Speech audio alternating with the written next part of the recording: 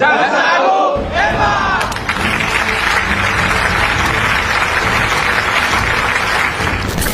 Luar biasa. Bravo Jaksa Agung Republik Indonesia. Yang baru kemarin tanggal 17 Juni 2025 menggelar konferensi pers dengan menampilkan tumpukan uang pecahan 100 ribuan. Hasil penyitaan tindak pidana korupsi dalam pemberian fasilitas CPO dan turunannya dari para terdakwa korporasi Wilmar Group. Totalnya sebesar 11,8 triliun lebih. Perusahaan yang terafiliasi dengan Wilmar Group diantaranya PT Multimas Nabati Asahan, PT Multinabati Sulawesi, PT Sinar Alam Permai, PT Wilmar Bioenergi Indonesia, dan PT Wilmar Nabati Gresik Jawa Timur Indonesia.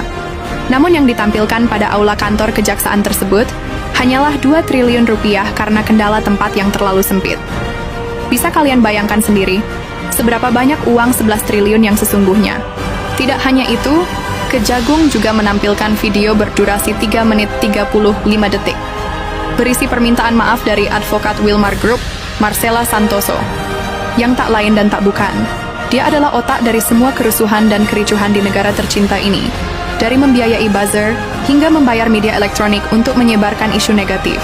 Dari tagar Indonesia Gelap, Undang-Undang Dui Fungsi TNI, fitnah kepada Jaksa Agung, hingga menyerang pemerintahan Presiden Prabowo. Kita simak video klarifikasinya. Selamat malam Bapak-Bapak, saya Marcella Santoso. Terima kasih saya diberikan kesempatan untuk membuat video ini. Saya ingin menyampaikan dari hati saya yang paling dalam terkait dengan perkara pasal 21, kasus timah, kasus CPO, dan kasus gula, bahwa saya menyadari di dalam proses penanganan perkara ini terdapat postingan yang sebenarnya sama sekali tidak terkait dengan perkara yang ditangani. Antara lain terkait dengan isu kehidupan pribadi Bapak Jaksa Agung, isu Pak Jampitsus, isu Bapak Dirdik, dan bahkan terdapat juga isu pemerintahan Bapak Presiden Prabowo seperti petisi RUU TNI dan juga Indonesia Gelap.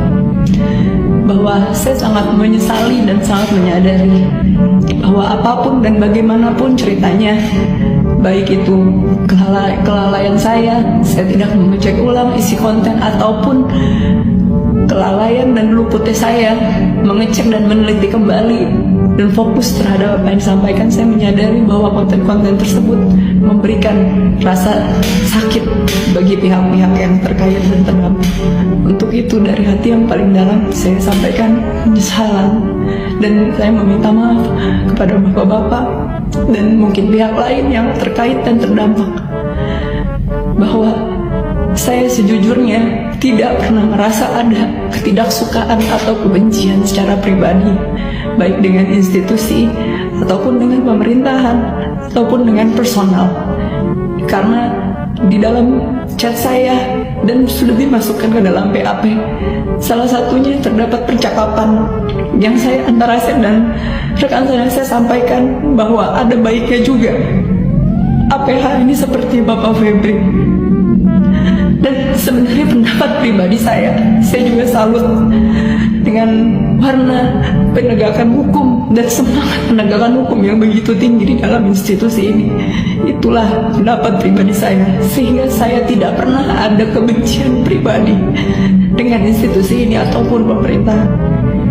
Bahwa hingga terdapat konten-konten yang ternyata baru saya ketahui banyak juga di dalam penyidikan ini, saya apapun dan bagaimanapun ceritanya saya sampaikan permintaan maaf, terutama bagi pihak-pihak yang tersakiti dan terdampak, bahwa saya tidak bisa melakukan apapun. Saya sebagai manusia, saya hanya bisa meminta maaf, dan saya mendoakan bahwa rasa sakit, rasa ketidaknyamanan yang dialami oleh pihak-pihak terkait dan terdampak akan dipulihkan oleh Tuhan dan akan dibalas dengan berkat dan berkah yang selalu berkelimpahan dan melindungi perjalanan karir Bapak-Bapak ke depan dan perjalanan pemerintahan Indonesia yang sangat saya cintai ini. Semoga pintu maaf bisa terbuka setidaknya bagi saya, dan saya berdoa untuk yang terbaik ke depannya.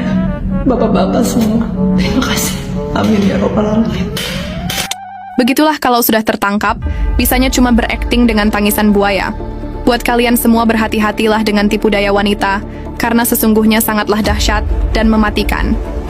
Hingga direktur televisi swasta, Jak TV ikut terjerumus ke dalamnya. Ia membayar ratusan juta hingga miliaran rupiah hanya untuk mengajaknya berkolaborasi. Menjadi tim penyebar fitnah dan tim pendukung semua narasi busuknya. Jadi kalau menurut kalian gimana? Enaknya diapain orang-orang model begini? Tulis apa yang kalian pikirkan di kolom komentar. Bludru pamit, kita ketemu lagi di video berita terbaru selanjutnya. Terima kasih.